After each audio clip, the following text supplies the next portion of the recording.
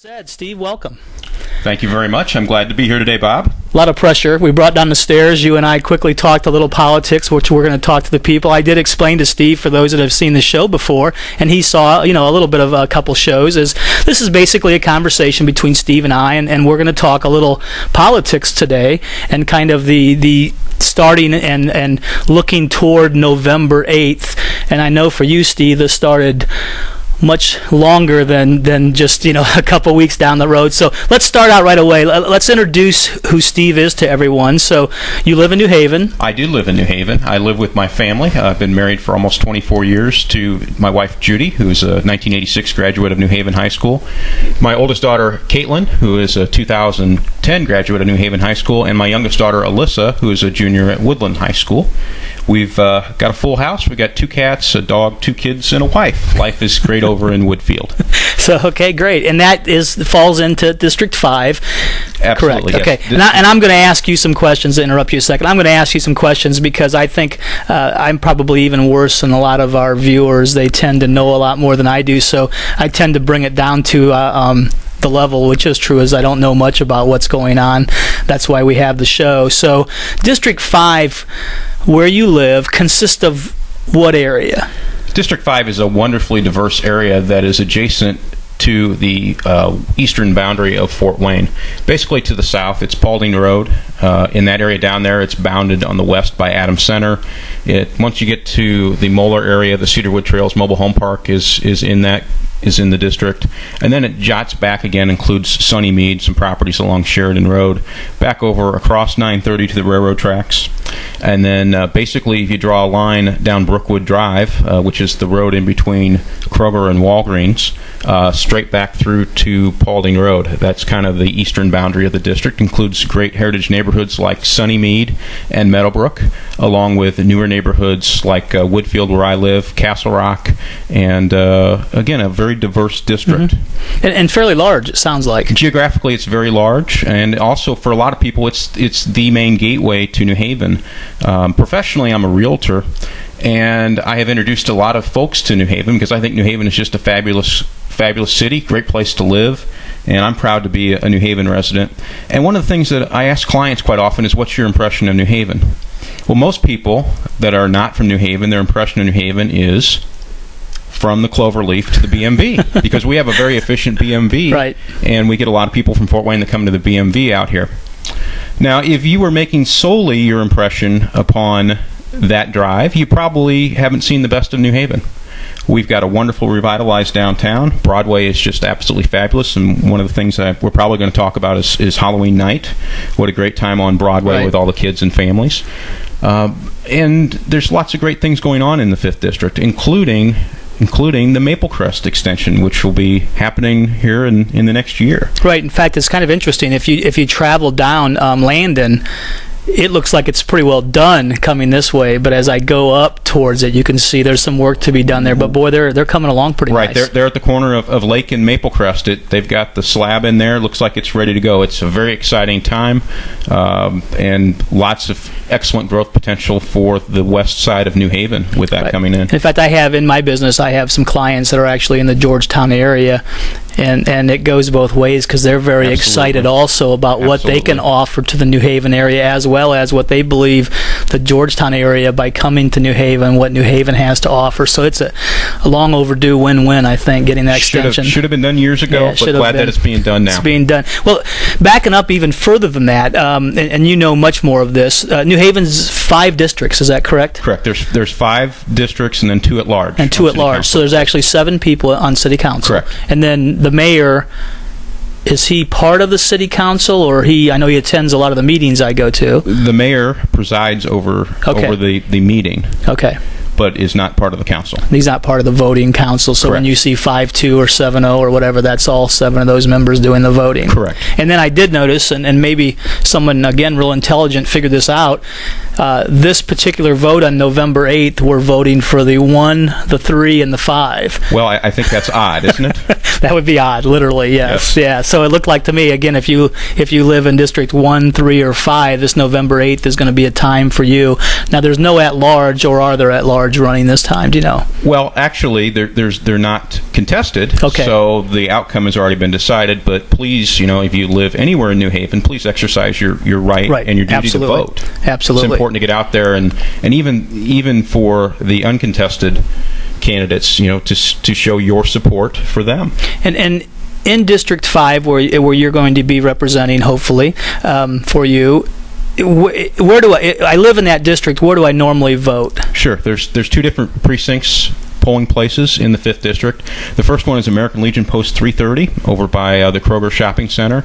Basically, if you live in Meadowbrook, you're gonna vote there. If you live in Glen Ridge Manor, that's where you vote. And then the other precinct is at Lifeway Wesleyan Church on Moeller Road. If you live in Woodfield, if you live in Castle Rock, if you live in Sunnymead, that's your polling place there. And they're both, again, I realize they've done this all intentionally, but they're easy to get to, easy to get in and out of. So, again, as we say, exercise that vote. So, all right. So currently, in fact, tomorrow night, I believe there's a city council meeting on the 25th. Yes. So for those people watching that go, I've never been to a city council meeting. They're talking about, Steve wants to be on the city council. What do they do? Tomorrow night at, I believe, 7 p.m.? 7 p.m. 7 p.m. City Hall, at the City Hall would be a great chance to go. So we currently have 7 people that sit on the board. Certainly there's an incumbent in District 5. Mr. Martin is in there. Yes. And as we both said, and we'll say on the air as well as off the air, we both respect him very much. Good man. Tim is a very nice man, yes. But the neat thing about politics and business and some other things in life is that we get the opportunity, in this case Steve, you gets the opportunity to challenge or give your views of what you want to be done change-wise or what do you want to continue. So what are some of your thoughts, I guess? What are your beliefs with the city of New Haven, and what direction would you like to see the city continue in, as well as maybe go a different directions towards? Absolutely. I guess the best way to answer that question is to go back to why I'm running for office. I have been the Neighborhood Association President or Vice President of Woodfield, which is one of the new neighborhoods off of Seiler, since its inception in 2004 or 2005. During that time, I have never once had an outreach from our current city council representative. I thought that to be odd, being a neighborhood leader, that I hadn't had that outreach. And that was kind of the reason that I initially thought about it. I wanted to make sure that everybody was represented. I think that the city council level is probably the most important form of government that has the most direct bearing on citizens, because that's your go-to person with city government. After attending the first Citizens Academy, that further stoked my interest in getting more involved with city government. I've been on various committees and so forth over the years that I've been in New Haven, and I've been a volunteer in the greater Fort Wayne and New Haven area for many, many years on different boards and commissions. And I've been involved with different things, and I've just have some different ideas on how I'd like to see New Haven move forward. Good. Well, I know that if you do, again, they're watching on NewHavenBulletin.com. If you happen to go to NewHavenBulletin.com, as we get closer to the election, I'll recycle quite a few of the different surveys and questionnaires that all the candidates filled out. But if they happen to go to, if you go up to the very top where it says Archives, if they click on Archive, enter your name in, your story will come up because it's been bumped off the front page. But they will all come through, and they can see what the incumbents are about, the challengers are about, and one of the things I was very impressed, Steve, with your list is the number of things that you've been involved with, and the number of different community and business associations you've been involved with. So you haven't been on the sidelines. No, I have not. I'm relatively new to New Haven. I've lived here for 8.5 years, but prior to that, my children went to Central Lutheran School. My wife, as I mentioned, is an '86 graduate of New Haven High School. We did live in Fort Wayne for a little while, and we decided to come back home because New Haven is such a great place to live. Well, good. Yeah, in fact, we talked a little bit before we got on the air, and I had to bore Steve a little bit with my feelings of politics, but I think we both agreed that, as much as I encourage everyone, and I'm proud to say I've never missed a vote, federal or state or local, it's frustrating at the federal level sometimes to feel like I'm making a difference. I can see you at the gas station. Here you are at my house in the basement being interviewed. So I can certainly, talk to you. As you mentioned, I can see you at different events, whether it's an association for my neighborhood or whether it is a Halloween event or something. You get a chance to see your representatives as well as Mayor, Terry McDonald. We see him at a lot of events, high school events, and so on. So, politics really is local. Absolutely. And with that being local, I've been just so blessed by the amount of support I've received in the community, support from Democrats, Independents, Republicans, and it's been really refreshing because certainly on a national level, we're not seeing bipartisan activities. We're seeing things very highly partisan, and it's been very, very refreshing to me as I've received great support from all walks of life. And it's really renewed my belief in the political system.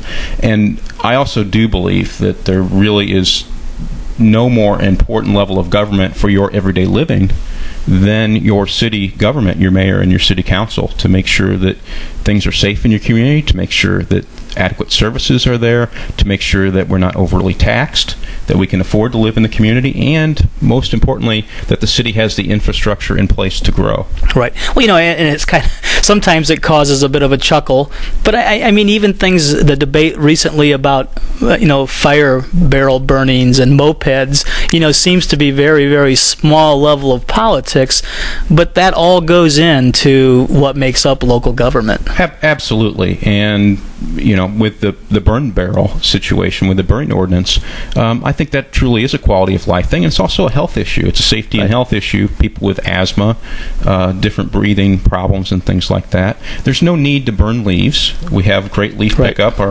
They went by my house this morning. Yeah, Dave Jones and the utility department do a great job of collecting leaves. We certainly don't need to be burning plastics. We should be putting those in the recycle bin. Right. So the burn ordinance is very simple.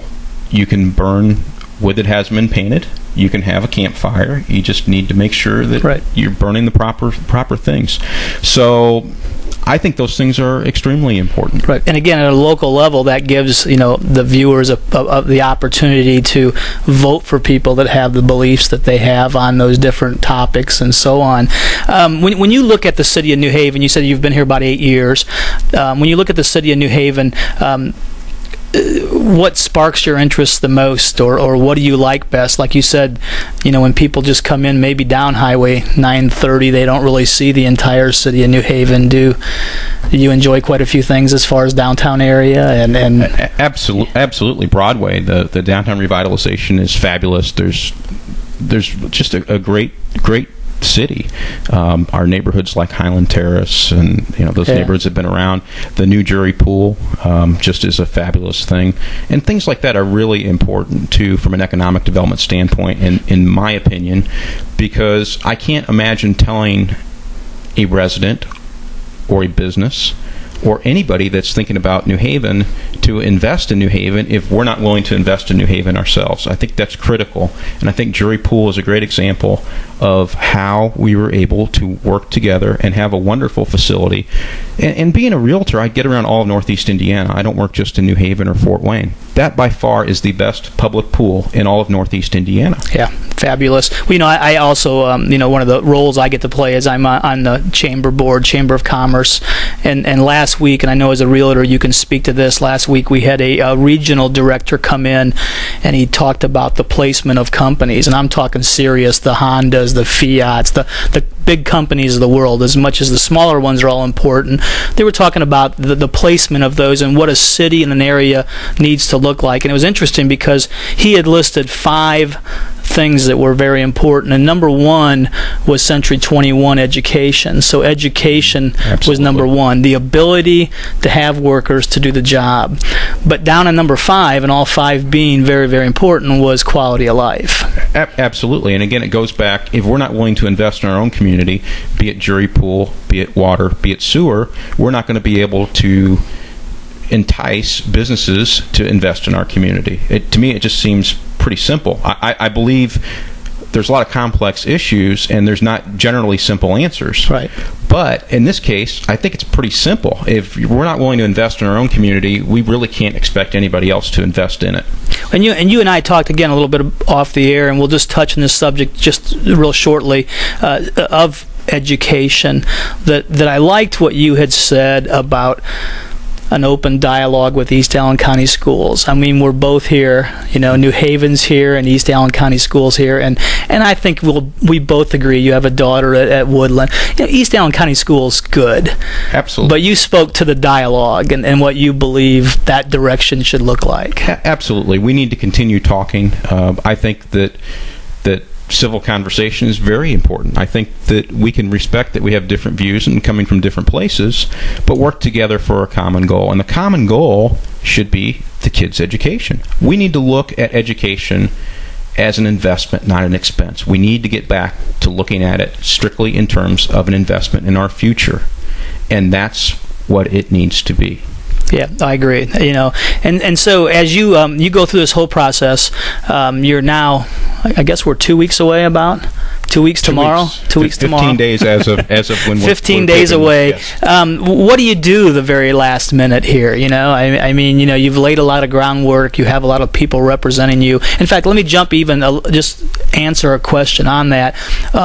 As far as your actual political background, are you Republican, Democrat? I mean, I know you have. Where do you fall? I mean, I'm a very moderate Democrat. Okay. Over the years, I've been both a Republican and a Democrat, and I truly am a moderate. Well, I know if you look on the opinion page, again, I seem like I pumped my website here, but if you look on the opinion page, I've received quite a few different opinions, and then some people, and it seems like they're coming from everywhere. Not only do some of the real estate areas back you for office, but there's been Republicans backing you, there's Democrats backing you, and as we talked again about local, I believe again that it's not that big a deal where you fall legal. It's locally, it's who you are.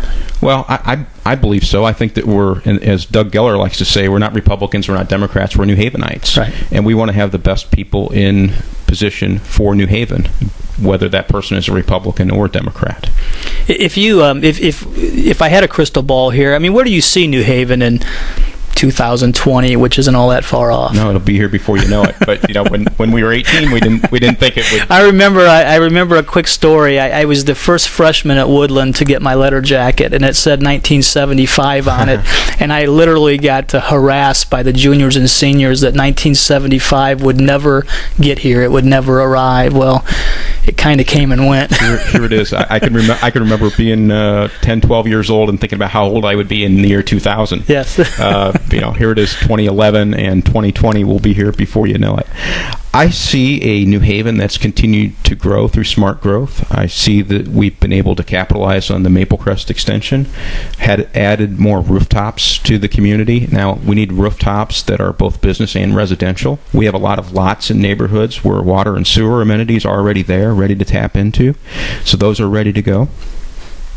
We need to make sure that we broaden the base. One of the things that's happened in the past few years is one of the, I believe, unintended consequences of the property tax caps has been a serious revenue shortage for municipalities, including New Haven. You couple that, and it's really a triple whammy. We've got lower assessed values because of the recession, and lower COA and CEDAT revenues because of the recession. We've got some really tough things going on here. Well, the environment will no longer allow, nor probably should have ever allowed us to take what we have and continue to tax higher and higher and higher. We need to expand our base. Our base needs to be expanded both with commercial, industrial, and residential so that we can not only just sustain ourselves, but grow. But the bottom line is, if we don't grow, we're not even going to be able to sustain what we have. So that's mission critical. 2020, I think, also has hopefully hopefully New Haven and Fort Wayne working a little bit closer together, realizing that we're in this together, and regional partnerships on making sure that the entire region is healthy. For New Haven to be healthy, we need to make sure that Fort Wayne and Allen County and DeKalb County and the various counties are healthy. We're all in this together. Right. In fact, that was the discussion, and I happened to be down south this weekend, so I drove down through, I think it was Greensburg, where the new Honda plant went, and that was almost in Van Wert, Ohio. And we had this discussion last week at the Chamber. Nothing against Indiana, because we live in Indiana, but the difference that could possibly be today if that Honda plant was in Van Wert 25 miles away versus 2.5 hours away, so it really is regional. When the gentleman came in last week, that's what his map looked at, that if Angola can get this, if a Van Wert can get this, if a DeKalb County can get this, the difference that it can make in all of our lives. And that's going to take a different style of thinking than, because the simple solution is, well, if we want to benefit New Haven, we need to bring jobs directly to New Haven. That's the simple approach. But again, these are complex issues. There's not simple answers to most complex questions. Well, and something else I was introduced to that I didn't understand or didn't know before, that I should say, is that Mayor McDonald is on a group with the surrounding and regional mayors, and they talk about that a lot. As much as Terry's job is to battle for us, Mayor McDonald understands, with all the Huntingtons and all the other cities around here, the importance of the area getting those jobs versus always just one or always thinking of yourself. So I actually was just talking with Terry about this yesterday, and this is exactly right, and that's why I've been a long-term supporter of Terry McDonald, because he sees the future, he's a visionary, and is able to continue New Haven growing. Great. Is it okay for us to break some news about that on our show? I believe so. I watch Letterman sometimes, and all of a sudden a guy will announce his candidacy, and that's the big deal. But you had said that, or I'd gotten an email from you that you actually do have Mayor McDonald's support in this election. Is that correct? Mayor McDonald has come out to support the McMichael campaign in the 5th District. And you did send me a picture, which I will be posting on my website, so people can see you and the mayor together with both your political signs, I guess. So. It'll be on my website, too. There you go. At SteveMcMichael.com. SteveMcMichael.com. So, well, is there anything else you would like to add, I guess, to the whole conversation? I love New Haven. I've had a great experience over the past few weeks, knocking on hundreds of doors. I've had lots of people volunteer and go out and walk with me. It has just been so amazing. I've been inspired by so many stories I've heard out in the 5th District. Turnpoint Woods, the residents over there, this really sticks with me. For those of you who don't know, Turnpoint Woods is a retirement community off of Moeller Road. And they were sold a lot of things that weren't fulfilled. And Turnpoint Woods, as I mentioned, is a senior community. So everybody in there is 55 or older. Well, what an inspiring story of people that have banded together, neighbor helping neighbor, getting done what needs to get done. Just absolute stories of inspiration. Stories over in Meadowbrook of Chris, who himself was injured in a car accident, leading a crusade to make people aware of how fast they're driving down Brookwood. Mm-hmm. Everybody has a different story. We have some common problems, some problems that are unique to each neighborhood, but I want to make sure that everybody's voice is heard. And part of the reason that I'm so passionate about what I'm doing is these are the voices of people of the 5th District. I've knocked on hundreds and hundreds of doors, and I've had an opportunity to talk to lots and lots of people. Again, they have different voices, they have different problems, concerns, thoughts, but they all want to be represented. They all want to make sure that their voice is heard, and I intend to do that if I have their support on November 8th. Well, great. And you mentioned November 8th, and we'll mention again, hopefully here in the next week or so on the What's Going On program, I'll have other candidates. We'll talk, issues with them also. But, you started out the program almost immediately asking people or suggesting that people, exercise their option or their right to vote on November 8th. And I know you strongly believe that. Now, when they go to the poll, I'm always a little bit I find it interesting sometimes how names are listed. So you don't have a nickname. It's not going to say the truck or anything. It'll actually say Steve McMichael is how it's... Actually, Stephen McMichael. Stephen, okay. So McMichael, comma, Stephen, yes. Okay, yeah, it's kind of interesting because I've seen the people yard signs that it will have like a nickname, and I'm thinking that, I don't know, that nickname won't probably show up when it comes there. So we'll certainly ask people, to get out November 8th and vote and support their city along with the rest of us. Hey, one personal note, and in this day and age of social media, you and I happen to be Facebook friends. I see you had mentioned you having a daughter that went to New Haven, and your wife went to New Haven, and you currently have one at Woodland. So yes. I see the band is going to state. Absolutely, and that's the main reason that my youngest daughter Alyssa goes to Woodland, because she's really involved with marching band. Okay. And Bob Slattery has such a great program out at Woodland.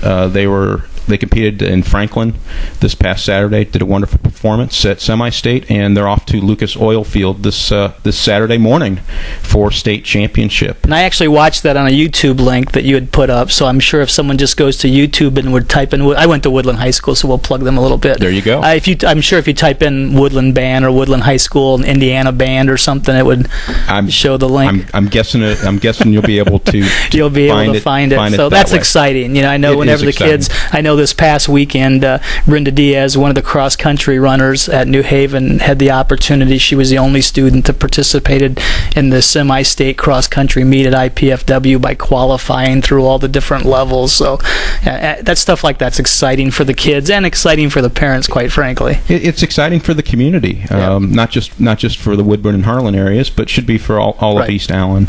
And this is the third out of the last 4 years that Woodland is going to the state finals. Great. Well, congratulations to her, and that's fine, and congratulations to them. So, again, everyone get out November 8th, vote for whomever you'd like to vote for, but who would you like for them to vote for?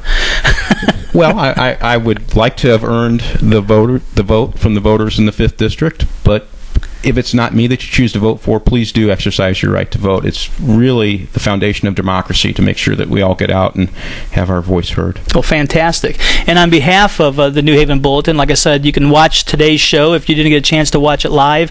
If you click on the What's Going On button at the top, I'll post a link to that and so on, that you can watch the show and the upcoming shows.